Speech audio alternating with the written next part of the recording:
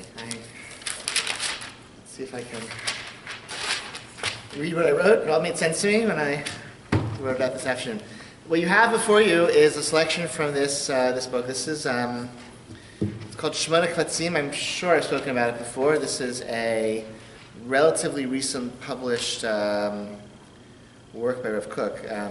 Rav Kook, he published some works in his lifetime, but most of his most important influential works were published posthumously and or published by other people, like with heavy editing by either his student, Rav David Cohen, the Nazir, or by his son, Rav Tzvi Yehuda Kook. And so if you've seen in people's, the white books, the Shas Halavan, those white books, the classic editions of Rav Kook's writings, those were edited, almost entirely by other people. And in, I don't know, whatever it was, in Tufshin Samech Daled, so that's 16 years ago, the actual notebooks began to be published, for the first time.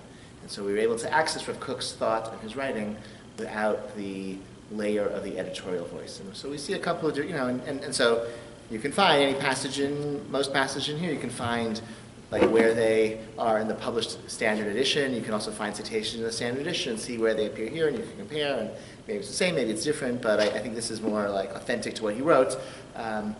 So that's what we're using. So actually, I've not looked at this section, and there's an index which can tell us whether or not, in fact, since I just mentioned that, I can tell you right now.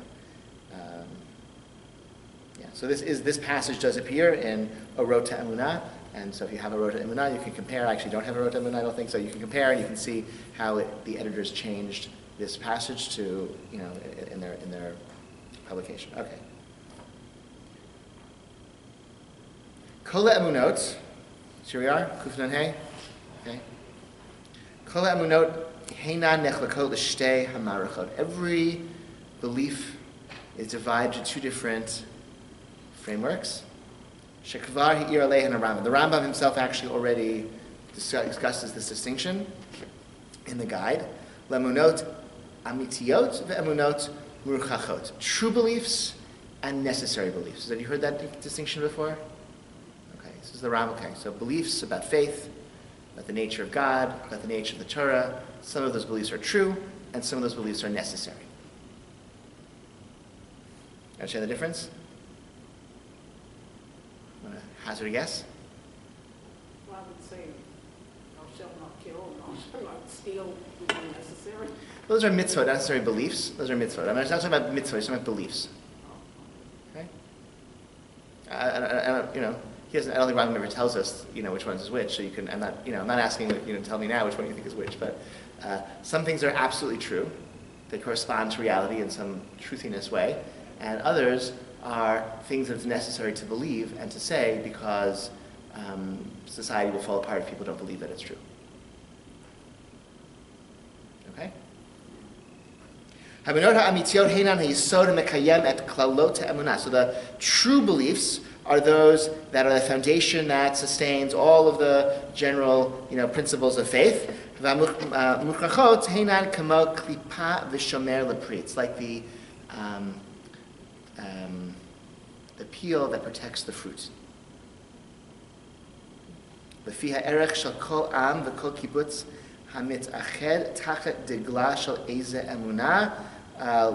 According to the value of every people and every gathering, every collective group of people who unite under the banner of some belief. Okay? Any group of people has some belief that unites them, that gives them an identity. A belief about their history, a belief about the world, a belief about their place in the world. Okay? That's, you can think of any group, whether it's a family or a shul or a nation. Okay? They have things that they rally around, and that sustains their existence as a group, which is different from things that are true just because they're true. כפי המידה שהאמונה היסודית היא יותר נשגבה, נצחית ואמיתית, כפי זה הערך עצמו יהיו גם הדברים הנלווים עליה יותר צחים, חזקים, ברורים ומושכלים. That's very long sentences. I'm going to pause here. According to the value itself of the according to the midah, the degree of that the foundational faith is more exalted, more eternal, and more true, correspondingly will be the value itself will be things that Nilavim will associate with it, will be dragged along with it, will be more pure, they'll be stronger, they'll be clearer, they'll be more enlightened. Matimim l'drishot hamusar hayoter terot, they'll be more suitable for a more purified ethical vision. Uleorham mada hayoter bahir, and the clarity, more clear form of knowledge, science knowledge. Okay, so the beliefs are more rarefied and more exalted, pure, blah blah blah. Okay, according to what they're protecting, and how exalted the right.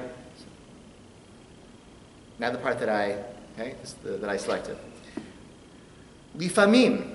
All this he said so far, I think he's saying this is the Rambam. He's just explaining the Rambam. And Rav Kook thinks he's just explaining the Rambam at this point. Everything he said so far, he thinks you can find in the Rambam.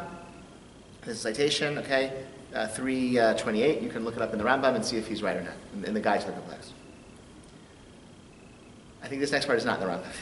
Lifamim, yavozman, sheyigle koach hechrachi l'salek eze devar mia emunot hamuchachot mitochu ka'emunah. Sometimes the need emerges to remove one of the beliefs from the things that we believe. Mipnei shekvar higia matzav hikibutz hahu l'midah zo she'inenu tzarich od lihiyot nis'ad b'tzad hechrachi hahu shel tzior emunah. Because the group of people that had been expounding this truth and this faith, they no longer need it anymore.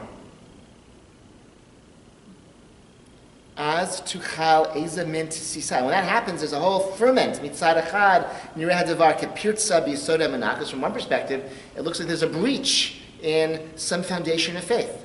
Umitzad hasheni keha'ara v'hazrachat or ala ofek emuni. But from the other perspective, it's like a light has been shined on the horizon of faith. We now understand new things. V'osafat koach b'yisodah, and there's more power to its foundation of faith. And both sides are true. The ones who are leaving behind an outdated, no longer necessary faith, and those who see that abandonment as the loss of something true and necessary, a great violation of the faith. And they're both true. Both sides are true. Lo kol anashim v'lo kol hasiot Yivakru b'pam achad u'b'tkufa achad. It's not true. Not all people and not all trends all come together at one time. V'yizdamen hadavar shechelek achad kvar ba'ad ota midah b'patuach hakarato v'tarbuto ad shenenu tzarich od lo'to hechrech shel ezet tzad min emunah muchrachet v'kevan shekan hareh inyan hahu davar yoter yeter etzlo. Shimakev al mahalach rucho, v'kedushat nishmato v'tofato. Aval be'oto ha'gchug shelo ba adayin l'midah zo, v'hechrechu omed lo be'einav, siluk inyan muchrach zehi kitzitza v'nitziot v'harisat ha'emunah. So there could be, like not everyone is at the same time and is at the same place at the same time. You could have a group of people from a certain belief is already passé and no longer needed because they've matured beyond the point where they need to believe this thing. And at that same time, there are other segments of the same community where they desperately still need that belief, and undermining it is undermining the foundations of society. Sound familiar? I think this is wild. I think this is... I have to see limiting this to Rob Cook, meaning this is Judaic talk, or is he talking in context also of philosophy or social order? I think he's talking about, I don't think this is like necessarily anything.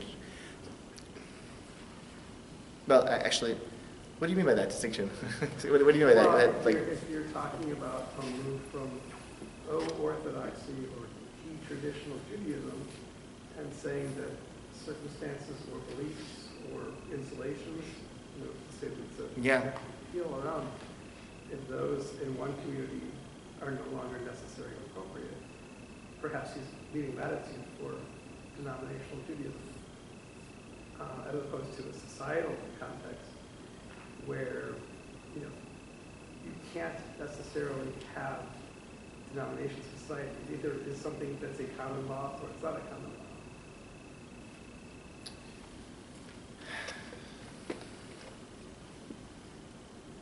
I think this is a way of saying segments of the Jewish people could be arguing, or the ones say this belief is passé and benighted and unnecessary, and another group says, you're undermining our faith, and they're both right. That's what he's saying.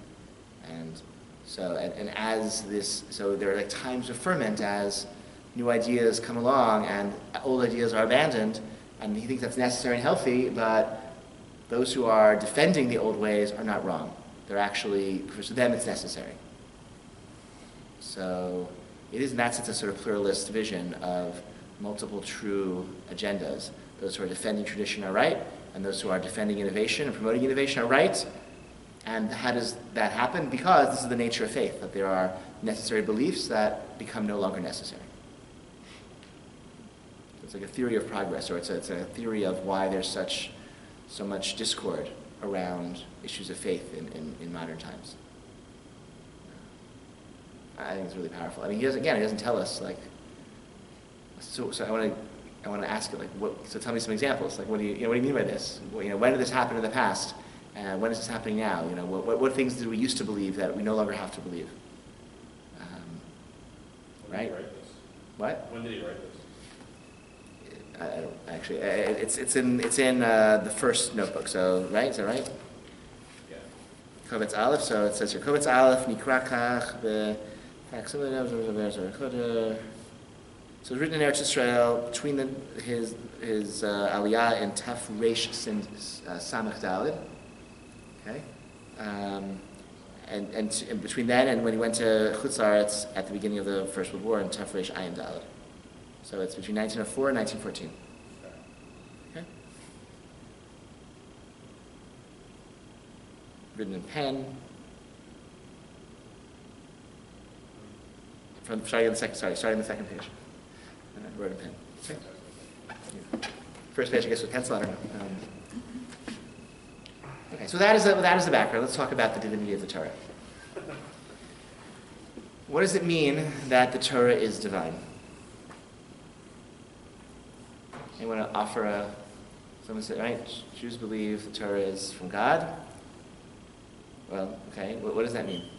It wasn't pen on paper. It wasn't pen on paper.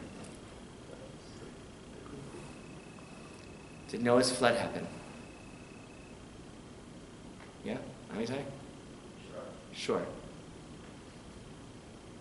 If someone doesn't think it happened, is that a denial of the belief that the Torah is from God? Not necessarily. Why? Back to the true and necessary. Talk about it as an approach to narrative as well. Say a little more. So we can accept that everything in the Torah is true as written. So the Torah could be from God, Or we can accept that it is. even though it doesn't tell us things that happened. It tells us things that didn't happen. Maybe. Theoretically, it could be saying things that maybe didn't happen as written, but are necessary for the narrative, for the understanding of. Okay, like I said, another way to say it, you could just say like the Torah is not telling us historical fact; it's telling us things of meaning and value. And the flood tells us lessons that the Torah God wants to impart to Jewish people by telling us a story in the Torah, but that maybe didn't actually happen in history. It may be necessary to tell us things in a certain way rather than the way they actually happen. Okay. Did the Exodus from Egypt happen? Same response. Same response. Someone says Jews were never. No, there's no mass exodus of Jews from Egypt. Didn't happen. Is that you'd say Judaism can sustain that? Does that contradict the divine Torah? Yes. Why? It contradicts the divine Torah to believe that the Torah is 100% historically true and accurate. So, okay, you just said that the Torah can be different. Both sides. You're playing both sides. Okay. Anyone to pick a side or say or offer a comment on this? It's being very hedgy. They're both tough positions to defend. What's the tough position to? What's it? Both of. What do you mean? Both. Which that's side? true. Oh, I see. I got you. Okay. What about Ma'amad Har Sinai? we stand at Sinai and receive the Torah?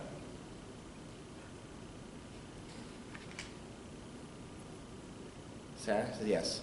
Okay, good answer. How is this different from the other answer? Is this, I mean, I don't know what you said. Actually, I don't know how you answered. Is it, I should see your answers to the other questions. Do you have the same answer for all? Yes, the flood happened. Yes, standing at Sinai happened? Okay. Anybody have different answers for the three questions? Is that unusual? It's not unusual. Anybody have different answers? For different questions. For these three questions? I asked you three questions. Anybody have different answers for the three questions? So, Yeah. you might have different answers because the belief that that we stood at Sinai and received the Torah, that's understood to be, has been understood to be a fundamental principle of our faith. The belief that Noah's flood occurred in history has never been suggested as a fundamental principle of faith. The Exodus from Egypt is kind of in the middle because it's like a pretty huge event in Jewish history. But it's not actually listed by any of the philosophers in the Middle Ages who wrote about Jewish dogma. I don't think any of them said you have to believe the Exodus occurred. It's sort of hard to, I don't know, it's almost like too big for that, but it is in fact, I think, true that none of the people in the Middle Ages who wrote about Jewish dogma listed the Exodus as an event that you had to believe happened in history. Whereas Maimonides, who's the first to write a really detailed codification of Jewish dogma, he does list the belief that the Torah was given to Moshe at Sinai as a foundation, one of his 13 principles of faith, which would suggest that Rabbi, and Rabbi's a good example actually, because he felt that a lot of the stories in Genesis were all dreams and didn't actually happen. The angels who spoke to Abraham, that was Abraham, that was a dream, and many of the events in Sefer Bereshit, Rabbi says didn't happen. They were just dreams and visions, and he's sort of pretty free to say that, or feels free to write that in various places. But standing at Sinai literally happened.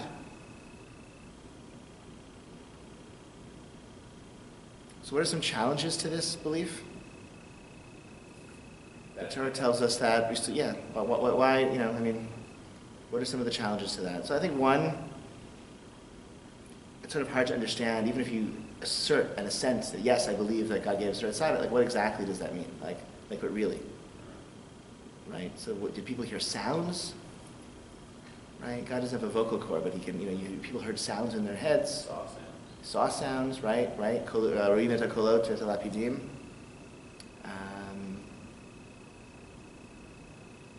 You have to sort of just work through. The Torah doesn't exactly tell us the mechanics, in great detail. You have to figure that out.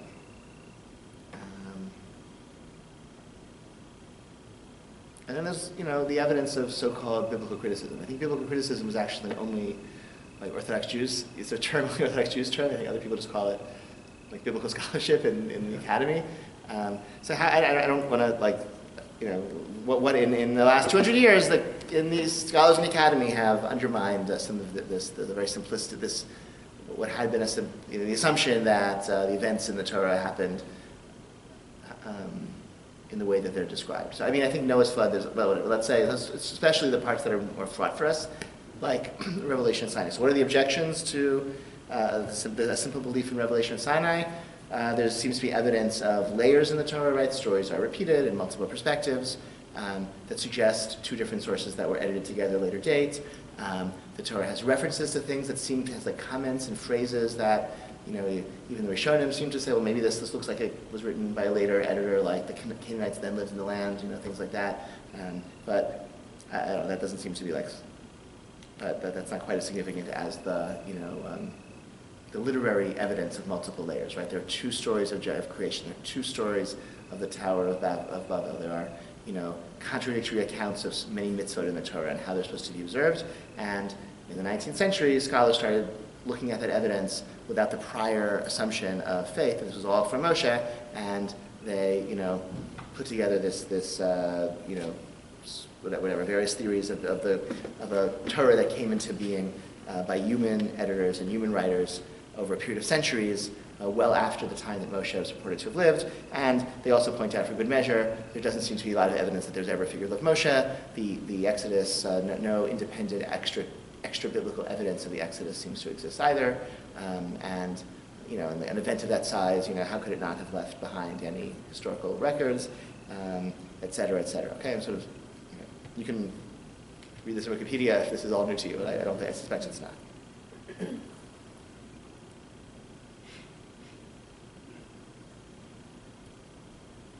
So I'll start talking about some responses. I'll start as before, I'll start with the more, I think, sort of obviously Orthodox responses, and I'll, work our way back. So, and the truth is there are old Orthodox responses to these arguments, because people, if you pick up a Hertz Chumash, I mean, that was Hertz loved to write about this. He felt that part of his agenda in writing his Chumash was to defend the unitary authorship, the Mosaic authorship of the Torah, and you can read his arguments. They're 100 years old, and you can see if they're convincing or not. Rabbi Tzvi Hoffman wrote a commentary on the Torah in which he also combated and responded directly, explicitly to the claims of Bible scholars. Some more recent ones, though, maybe a little more interesting. There's a professor, Josh Berman, who is, I think he's the only credentialed academic who advocates for the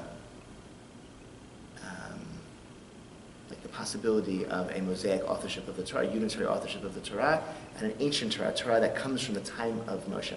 Were he to have existed, when would he have lived?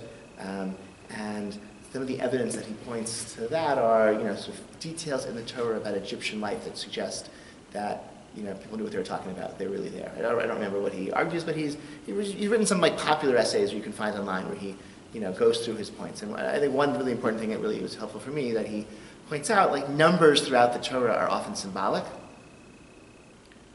And 40 days means a really long time in the Torah, right? It doesn't necessarily mean 40 days. The Torah uses numbers not in a literal counting way, but in a symbolic way. And he suggests that the number, the census that appears in the Torah, the size of the Israelites who left Egypt, don't assume that's a literal number. Assume it meant a really big number of people, because all the it's just not possible to have the stories in the Torah itself, in Shemot and Bamidbar especially, don't actually correspond to a group of people of that size, right? You have 600,000 men, means you have a population of 1.5 million. 1.5 million people. That's comparable to the population of Chicago, right? I mean, it's a lot. So just it's not, but it's the order of magnitude. Just think about the population of Chicago in terms of how many people that is, and then imagine that number of people, or a comparable number of people, without multi-story buildings living in tents. How many miles those tents would have to extend without running water or sewage? And they all seem to be able to leave the camp every morning to gather their food, and then people go from one end of the camp to the other, spreading messages and and news and things like that.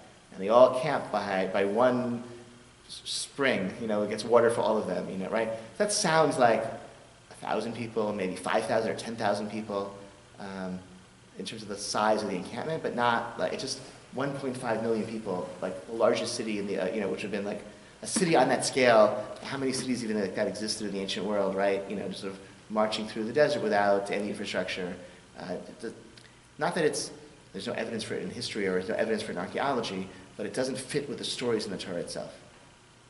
And so he advocates, don't take any of these numbers literally, and then the stories all kind of make sense. And then the archaeology also is less of a problem because there is no archaeological evidence of any Israelite, invasion, so that makes sense if it wasn't a mass migration of tens of thousands of people. It was something much more subtle, okay, that only, at that early stage. So he's he gets to speak at Orthodox shuls, he's considered legit. That's Josh Berman. Another approach, which I've spoken about before, Mordechai Breuer, who died 5-10 years ago, 20 years ago, I don't know. He developed this shitat bichinot, where he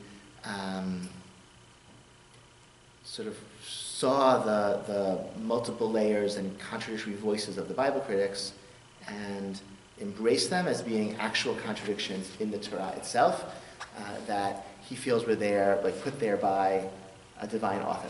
It's true that, if the Torah was written by a human being, it would have to be 2 or 3 people, because human beings don't write texts that are, contradictory in that way.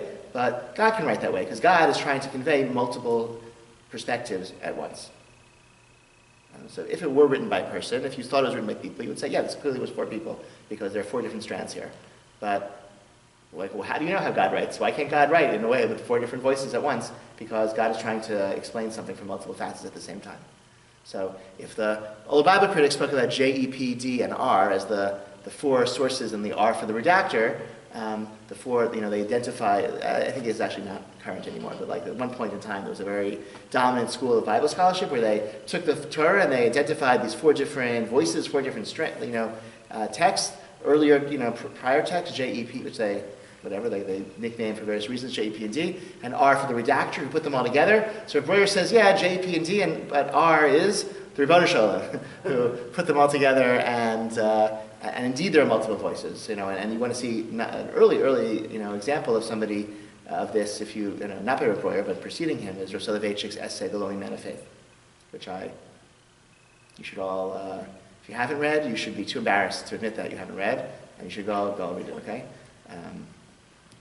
In which he points out that all the contradictions in the first chapter of Genesis and the second chapter of Genesis, and he says, not because there are 2 authors of 2 different texts, it's because to be a human being is to be fundamentally divided and contradictory, and the way humanity is described in Genesis 1, the way humanity is described in Genesis 2, it's not the product of 2 authors or 2 competing philosophies of what it means to be human. It's that to be a human is to be divided into these 2 ways of being in the world, ways of relating to God, ways of relating to the world itself, ways of relating to one another.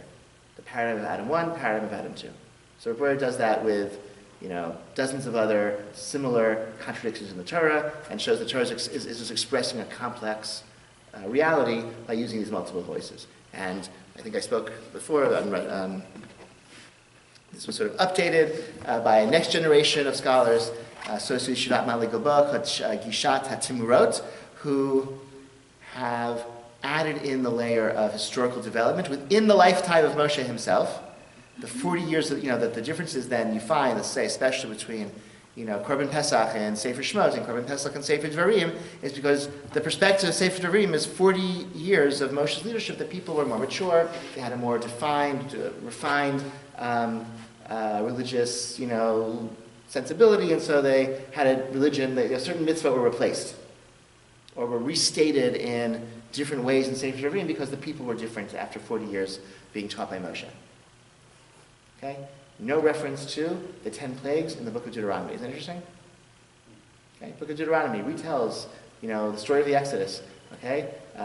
It's like has Moshe gives this whole speech called the historical speech where he tells Jewish history for this new generation, leaves out the 10 plagues. Doesn't mention it at all. It's kind of interesting, right? But maybe it's fitting with like a more mature stage of religious development that Moshe had managed to, impart over the course of his, his career.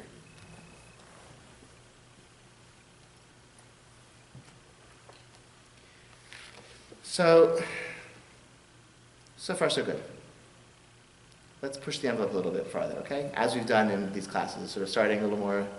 I don't think I've shocked anyone yet. I'm not trying to. I'm just joking. I'm not trying to shock anyone. But I think everything I've said so far, I think is pretty safe.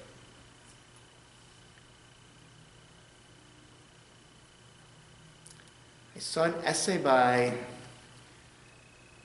Rav Bigman, who pointed out that Rambam's doctrine of a divine Torah that was given to Moshe, who wrote every word in the Torah, is the combination of 2 different Talmudic passages that had not been put together before Rambam. In Sanhedrin, we're told that if you deny that every word in the Torah is from God, you have no chelik and olam haba, no portion of the world to come, that it's a cardinal belief of Judaism that the entire Torah is from God, it's devised min hashamayim. And in Bava Kama, we're taught that Moshe wrote every verse in the Torah, and there are other 2 opinions there. One says, well, he didn't write the verses after he died, and the other opinion is, no, he wrote those verses too, he was just crying, while he wrote them, but he wrote all the Torah. Rambam combines those 2 statements to say that the entire Torah was given to Moshe. That's actually a innovation of Rambam. Rabbi Bigman argues for his own polemical. We know Rambam, important tangent, but I'll just sort of or not tangent, footnote. Tangent is like extraneous. Footnote is, we're going to, footnote about Rambam and his 13 principles of faith. He wrote things in his 13 principles. This is Mark Shapiro's thesis. I think it's demonstrated. Rambam wrote things in his 13 principles of faith that he did not believe to be true. Okay, he wrote necessary beliefs, not necessarily true beliefs. An example of that, Rambam says, you not only have to believe that Moshe got all the Torah, you have to believe in his 8th principle that the Torah we have today is the same Torah that was given to Moshe. Rambam knew that wasn't true.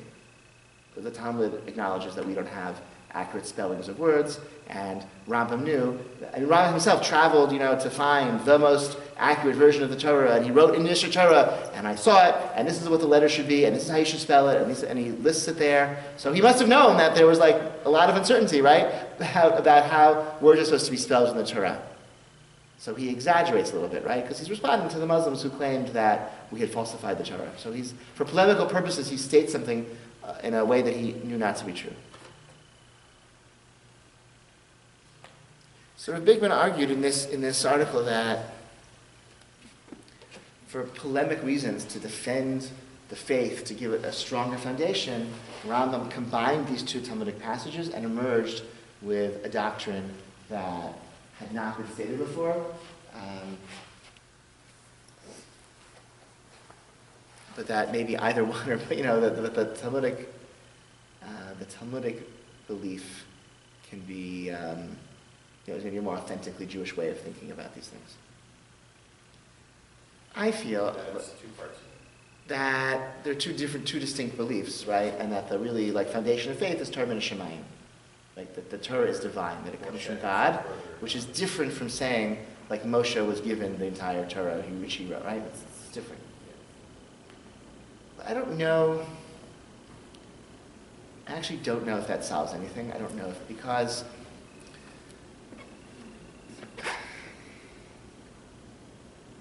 If I can explain this. Sorry, make sure no one.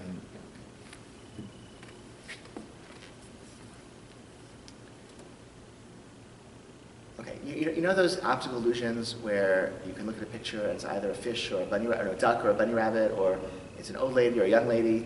You've seen those, right? You know what I'm talking about? Yes? Okay. Nods, because I can show you right now if you want. So it's a bunny or a duck. It can't be both at the same time. That's right. You see the bunny, then you close your eyes. Oh, it's a duck. And you're oh wait, no, there's the bunny. Oh, there's the duck. There's the bunny. Duck bunny. Duck bunny. You can't see both at the same time. So if you believe that the Torah is a divine book, I don't know how to, it's very personally, I don't know how to see the Torah as a divine book and also see it as the process of historical development with contradictory voices. Because the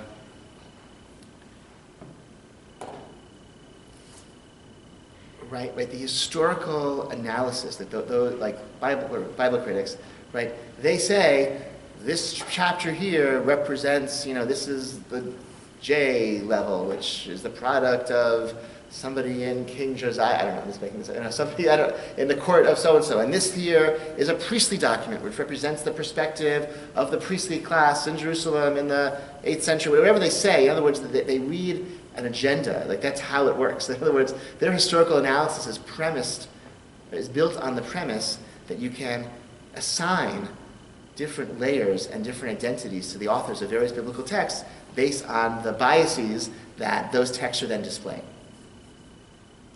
And that, to me, seems, I find, contradictory to saying this is the product of God's commanding voice.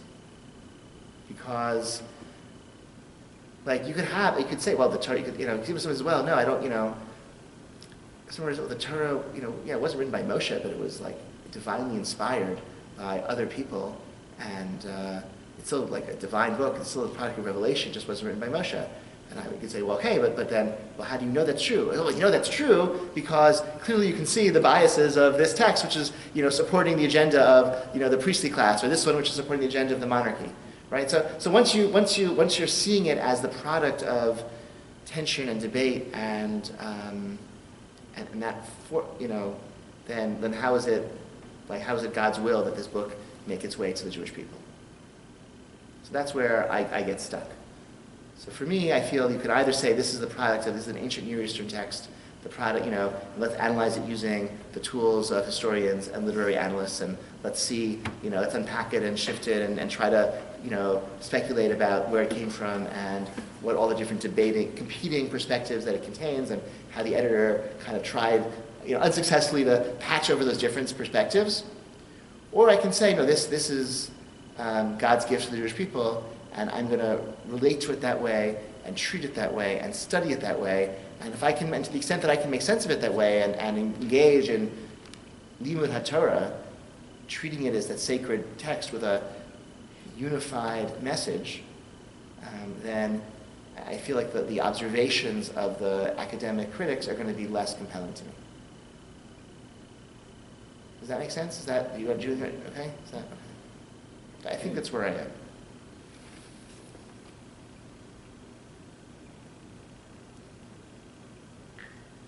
I'll offer another sort of perspective I've kind of toyed with. There are historians who claim that the etrog did not exist in Eretz Yisrael in biblical times. I don't know how they know that. Maybe they do genetic analysis. Maybe they analyze seeds in ancient Israelite, garbage heaps or whatever. But there are scientists who claim. So I don't know if it's true or not. I don't know if those are good scientists or bad scientists, or this is a debunked theory or a regnant theory. I have no idea. But let's say there is a theory out there that the etrog was unknown to biblical Israel. And this is for a moment. Let's say, assume that that's true. Would that undermine your observance of Sukkot? No. Why not? Well, I mean, it could be a hybrid or something, but still going to use it. Why? Because it's one of the best stuff. Well, in other words, the Torah says the Torah doesn't have pictures, right? So the Torah just says use pre-Eitz Hadar, and a botanist comes along and says, yeah, when the Torah says pre-Eitz Hadar, the nearest citrus fruit was 5,000 miles away in China. So that can't be what it means. So you're doing the mitzvah wrong. You're not fulfilling what the Torah says, because the Torah says pre-Eitz Hadar. It had to mean whatever it meant. It didn't mean this citrus fruit that existed in China. Benjamin? It assumes that all the things we practice are things that are specifically said in the Torah, exactly what it says in the Torah. Like, it doesn't say anything about tefillin in the Torah. Well, it says the Kafka. Okay, but nothing about black boxes. It's just take a piece of or maybe I should write that on pen on my arm, and then that would count. Okay. So what do you? Okay, good. So how do we do mitzvah then? The rabbinic tradition is more romantic on what we have. Okay. So what's an etrog is defined what Chazal say an etrog is. The rabbis in the Talmud, they knew what an etrog was. They told us what an etrog is, and the meaning of that phrase in the Torah, the Kafta Lachem, the Yom Rishon, etc., pre-Eitz Hadar, okay? That means an etrog because Chazal said so. So, Chazal also defined a Sefer Torah. Okay, Sefer Torah it's not a book, it's a ritual object. It's an object whose definition was given to us by Chazal. They told us what words it contains, they told us how to write it, they told us when to read it, and how to read it, and what brachot to say before and after. And I know some historian telling me that I actually don't think this book existed in the time of Moshe. I don't think this book existed in the time of Shlomo. All right, I'm not interested, because there's a mitzvah of Kriyas HaTorah, there's a mitzvah of Limud HaTorah, and there's all, there are mitzvahs of writing a Torah, and the parameters of that mitzvah were defined by Chazal. So I'm not really interested. You want to tell me where the etrog came from? All right, if I want to, so botany is very interesting. It's not relevant to mitzvah observance. Okay, so historical analysis of ancient Near Eastern texts is not relevant for mitzvah observance. Okay, I don't know. I offer that to you as if that helps you or not. Now, in 2012, 2013, a website was launched, Project Tabs, Torah and Biblical Studies, thetorah.com, launched by a group of Orthodox Jews trying to convince other Orthodox Jews to embrace academic biblical studies and biblical criticism. And so this is actually a pretty broad range of perspectives that they've hosted on that website, from things that, I think, pretty ordinary Orthodox perspectives that just maybe a little bit different, or maybe not even all that much different, but just,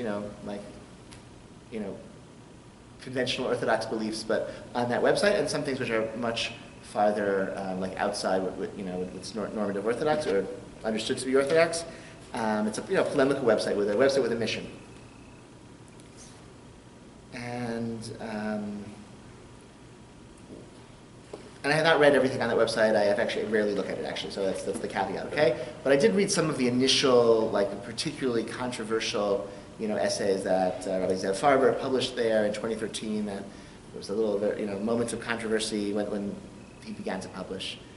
He wrote one essay called, I think, Avram Avinu was not my father. Okay? He says historically he didn't exist. That's and he really kind of embraces a full, academic perspective on ancient Israelite religion, and then he explains why he thinks that can be reconciled with, a Torah perspective, and you can read that as if you wish. But he wrote the thing that he wrote that I found most interesting, and I think it gives me pause, is that he responds to the critics who say, you, Project Torah and Biblical Studies, you, the Torah.com website, and the authors who are publishing there, you're undermining like the pillar of our faith, that God gave us the Torah, by trying to encourage us to take these scholarly theories seriously.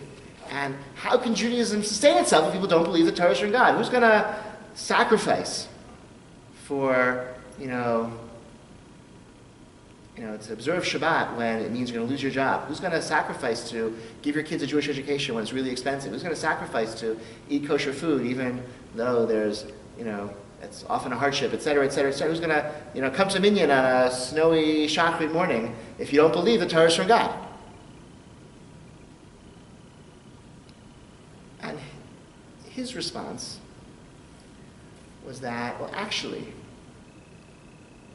you want to tell me that nobody's going to dedicate their lives based on a book which has multiple human authors with competing perspectives, that was edited over a period of many generations.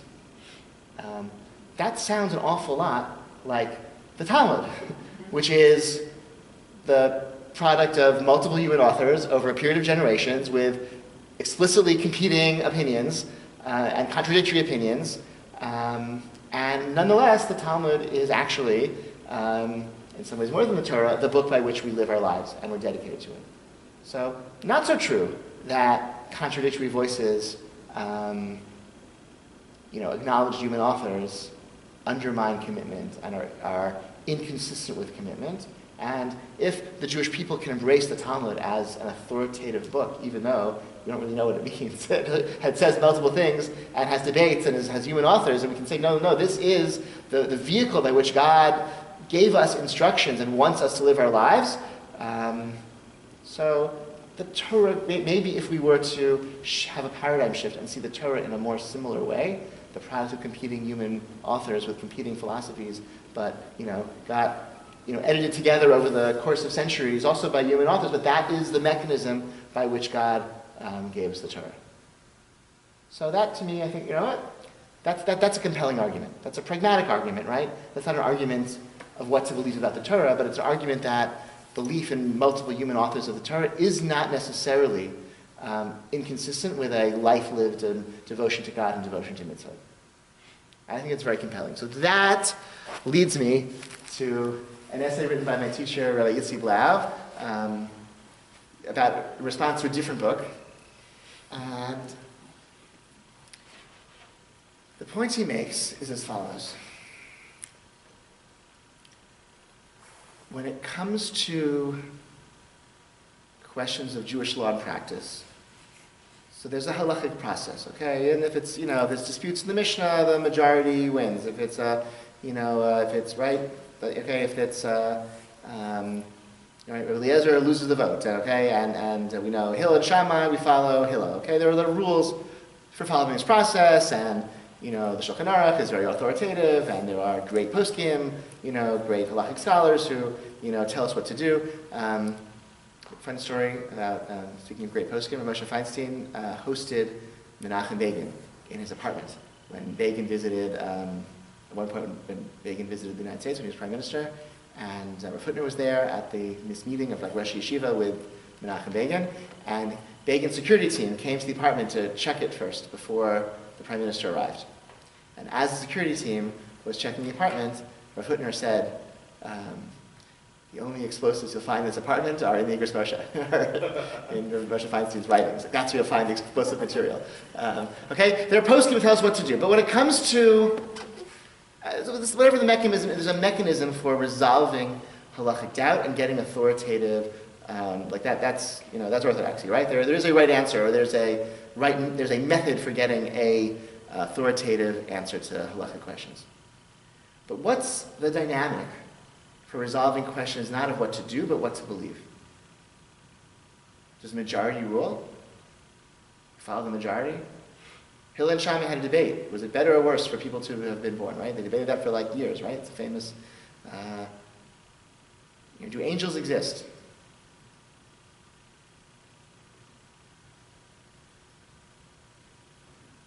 Do angels exist? How would I find that out? Like, what's the majority opinion of the poskim about whether or not angels exist isn't really going to tell me whether or not angels exist, right? Either they exist or they don't exist. And that's true for every other metaphysical question, every other question of, foundations of faith, right? Okay, so resurrection of the dead, the coming of the Messiah, right? Either it did or didn't happen, either it will or won't happen, either it's true or it's not true, and just deferring to the consensus of the poskim isn't really going to give us the answer. And yet, if we don't look to Jewish tradition for guidance for these types of questions, then the religion we end up practicing has really no connection to historical Judaism. Okay? I think Rabbi Blau gives an example of, let's say you have a society for the protection of whales, and then one day they decide, well, actually, the whales are okay, we're going to devote ourselves to polar bears. So that's fine, but it's like a different organization with a different mission. Okay? That's a pretty significant change for, we don't care about whales, now we're about penguins, okay? Like, you've changed, and you're no longer devoted to the same things that you were devoted to. Okay? So the fact that,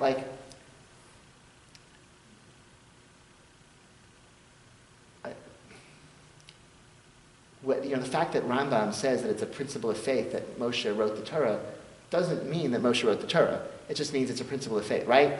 And we did or we didn't. The fact that it's a consent, everyone agrees. Every great rabbi and all the generations agree that everyone since the Rambam has embraced that and believed that, etc., etc., etc. It's unanimous. Okay, that doesn't make it true, which is different from how to wear tefillin and how to keep kosher, right? I think it's, there are minority opinions in the Talmud or in the Rishonim or the Achronim about how to observe mitzvot that are wrong, because when it comes to halakha, majority wins. And sometimes something is debated in one generation, and it's a consensus in the next generation, and that new consensus is correct, the alternative is wrong. When it comes to emunot v'deot, in terms of beliefs and statements about the world and about metaphysics, reality doesn't correspond to what a consensus of rabbis. And yet, which should say, this argument on behalf of multiple authors of the Torah, it seems to be compelling, and it seems to be consistent with the type of robust commitments of Judaism that I want to maintain. So that's great, except by changing something so fundamental to our self-identity as Jews, now we're the society. Are we really the Society for Protection of Whales anymore? Okay, once you're really devoted to penguins, you're no longer the same group. You're no longer an organization with the same mission you had before. So that tension, I don't have a resolution to that tension, but yeah. He means that like embracing the multiple authorship of the Torah is like changing from penguins to what? Exactly. Like you can't, how can you say you're practicing the same religion as you were before if like the basis for that religion has changed? That's exactly. So on the one hand, it shouldn't matter, like either the Torah was dictated word for word to Moshe or it wasn't, like that, either true or not true. And we can say what we want, it doesn't change reality. On the other hand, once we change what we're saying, then the religion is transformed in a foundational, fundamental way. Well, I don't have a way out of that, but that to me seems like a bind, right? So I think we don't even know how to have these. We're so used to halachic debates. That's what we mostly do as Jews, which have rules of the game, which we get very familiar with. But I don't think those rules of the game can be applied so clearly to issues of philosophy and faith and emunah v'deot, etc. But if you don't have any rules, then the religion can really be transformed. So maybe you would say, yeah, maybe the religion should be transformed. I don't know, but that type of discontinuity is somewhat destabilizing. So let's say a few words about postmodernism, okay? Any questions or comments about what I said so far? Yeah? I think the Rav Breuer thing that you mentioned kind of like helps fix some of those problems. Like why couldn't a divine Torah sound like it came from different voices? Right. Why couldn't it even have been dictated over time and seemingly contradictory with the intention that when it was redacted, it became one book that had all these things in it. Right. So that latter one, you'd have like. It's more. But Breuer, he felt no. Moshe wrote the entire Torah, but no other single human being would ever write a book like that. But Moshe wrote the entire Torah, and it came out that way because God wanted to include multiple truths. If you want to say it was written by multiple authors over centuries, and it was God's will that. Like the resulting book would be this like beautiful complex book, as Rabbi Breuer expounds it, you'd have to answer the question of why did God want it to wait until the time of Ezra, let's say, before we got the final product, and why was that the final product and not something else, right? So that sort of raised the theological question, like God gave the Torah to a whole bunch of people, and at Ezra, then he was like, well, what about the like hundreds of years before then? They didn't have the Torah. Like, what were they doing? How were they observing mitzvah, right? In an incomplete way, right? But which it seems like is the case sometimes with the Torah. That is true. There was a lot of avodah zarah. That is certainly true. And also, like, and when they like try to do mitzvah, they're like, we never observe how do you observe Sukkot. Yeah, that's a fair point. So I guess that observation is made by Rabbi David Weiss Halivni in his book Revelation Restored. He says the Torah was given to Moshe, and then we forgot it because we had centuries of worshiping idols and all the syncretism and the tribes fighting with each other, and the Torah was like corrupted and distorted, and then in the time of Ezra, they decided, well, let's take all of these ancient texts and put them back together, and the evidence of the redactor, like the evidence of the multiple authors, that proves that the editor, it wasn't a sloppy editor, the editor herself, believed that the fragments that they were putting together were from God. That's why all of the evidence of the multiple voices weren't erased, right? Like if you were like, why wouldn't you hide all the evidence of make it consistent? No, why wouldn't you use the same name for God throughout? Like if you were to edit, you're in high school, if like somebody hands you an essay, you would say, hey, why don't you use the same name for God and have this essay, right? So why didn't the editor do that? Because the editor believed that the fragments that they were putting together were all originally from God, and so it's revelation restored. The act of Ezra was to as best as he could. Fix something that was originally from God. So you can believe in revelation, you can believe the evidence that suggests, multiple fragments, etc., and layers, and you can then understand Ezra's role in a new way. I don't know if that's Orthodox either. I just don't know, but I guess, how much do we care that it's Orthodox? Like maybe it's compelling and helpful for us, even if it isn't Orthodox. Like Orthodox is defined by what? By what Orthodox people believe, what most posts can believe. That again doesn't mean it's true. Yeah. And if it doesn't kind of where you're saying something that doesn't impact our halachic practice, then maybe change anything, so to speak. Yeah, I don't know. Maybe so. You're right. Does it or does it not change exactly? Okay, postmodernism. Let's just say a few things about that. So there are some stages of modernity. There's the Enlightenment. The Enlightenment. Think about Enlightenment is all about leaving behind superstition and embracing reason and rationality. and tolerance. Think of so a Jewish figure, you say like Moses Mendelssohn, right, who was an observant Jew, but like tried in an enlightened fashion, was a great advocate of religious pluralism, right? He's one of the first advocates for religious pluralism in the modern West. Okay, then you have modernism, which is like the early decades of the 20th century, a real like embrace of a kind of scientific rationality, and you think of someone like Russilevechik, who was like modern, okay, like really like modernism as a trend also in art and music, okay, and architecture and all, right? It's all, and as well as philosophy. Russilevechik is a real, like celebrates the scientists, right, and celebrates brisker halachic analysis and Torah scholarship as bringing scientific rigor to the study of Torah, right?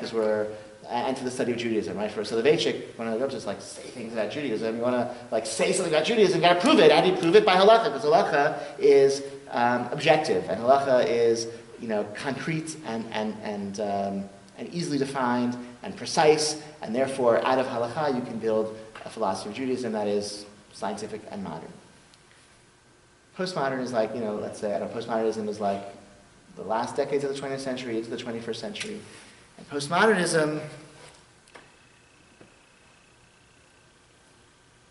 I'd say like the main, it's also, there's a lot of back and forth between, like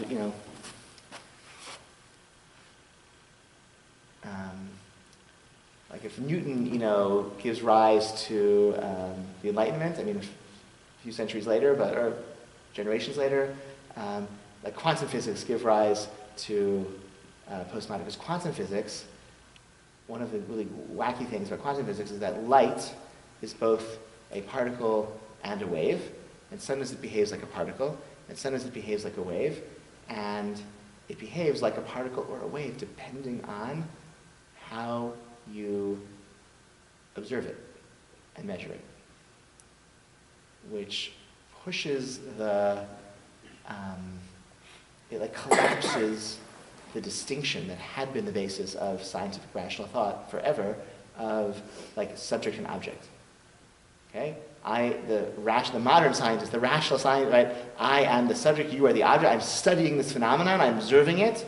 Whereas quantum physics are actually like by observing it, you're changing it. There is no Archimedean principle, no place to stand. Right? Archimedes said, if you give me a place to stand, I could move the earth with a lever, right? Okay? So there is no Archimedean place. There is no way to extricate yourself from the world to observe the world. Okay? We are the subject and the object of our own observations. So that's physics. And postmodernism is that observation in other spheres of life. There is no neutral person. There is no neutral sphere. There's no individual who has no biases, who has no family, who has no culture, who's not rooted in some community or some context of one kind or another, that we take with us bring with us in all of our analysis of everything that we look at and study. And so we give up in postmodernism, in postmodernity, the quest for like absolute truth with a capital A and a capital T. Instead, we embrace like particular truth, like my truth. What's true for me and my community and what works for us. Critics of postmodernism say this just leads to like relativism, like everything is true and anything goes and there's no standards anymore. But those who embrace postmodernism say it's a way to like reclaim Jewish commitments that had been subject to all of these attacks by modernity and rationality and the kind of, right? Judaism doesn't have to be put into boxes by, a kind of rational, universal, scientific perspective, because there is no rational, universal perspective on anything. And we can instead like embrace like a very intense personal relationship with God without claiming to be universal, without claiming to be like promoting truth with a capital T. So Rav Shigar was somebody who really embraced, I don't think he had pretty sure he did not have a university-like background, but he did a lot of independent reading, and since he died, his works have become extremely popular and have been published, and some in English now too, and he's the great, postmodern Jewish thinker. He died relatively young, but had a career as a Torah educator, as usually Rosh Yeshiva even. But since he died, Rav Shigar's books on everything is super, super popular. And I think he's in this. One of his famous books is Kelim Shavarim, the shattered vessels. Okay, we no longer have these foundational categories of state and universal truth and rationality. Those are all of these things we had looked to for build foundations have all been broken. But out of that brokenness, let's embrace the Torah. And postmodernism gives us a space to do that without being subject to the critiques of other perspectives.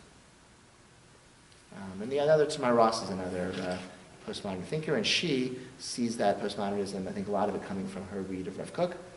I'm not quite familiar enough with her to evaluate how well she is reading Rav Kook. I'm certainly not a scholar, but she's an important philosopher in the Israeli Religious Society for her that kind of reading of Rav Kook and advocating for that postmodernity where we don't speak about absolute truth can still be a way for us to speak about particular truths and embrace Jewish commitments from that space.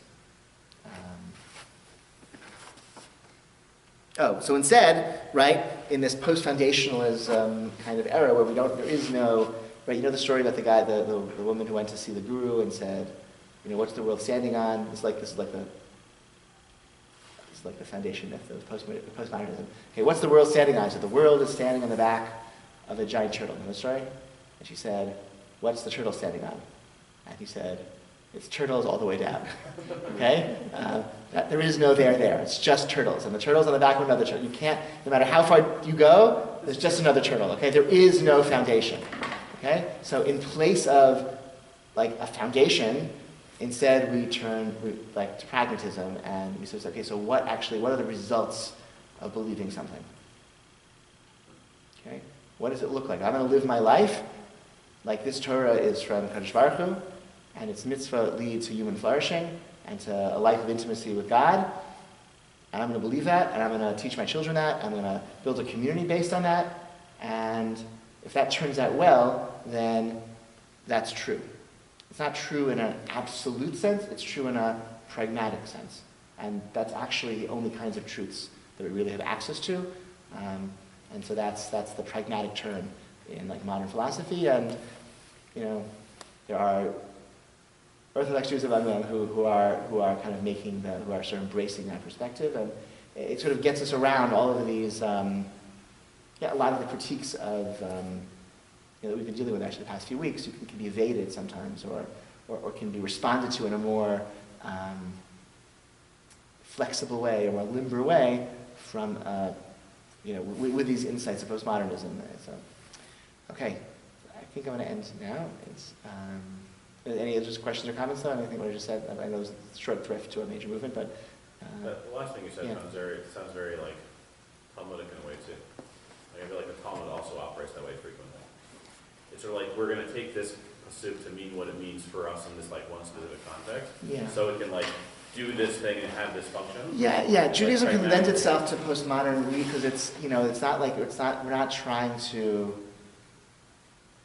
With the rabbis claiming to have the objectively true reading of the psukim that they're darshaning, I'm not sure. I think they're sort of text or subject, and that's also a postmodern insight, right? Text, no text has an explicit, obvious, singular meaning, right? Everything is subject to interpretation, right? And so I think that also allows you to sort of appreciate what Chazal were doing, as opposed to those critics of traditional Judaism in the 19th century who said, the rabbis were terrible readers of text, and they made up all these ridiculous midrashim, when clearly the plain sense of the Torah is not like that. Postmodernity lets us say, that's not what they were doing. There is no text. that has only one meaning. Every text is subject to interpretation. We don't care about the authorial intent. Like a text means what its readers say it means, and every reader is, reading in line with their community and their values and the pragmatic outcome of reading it a certain way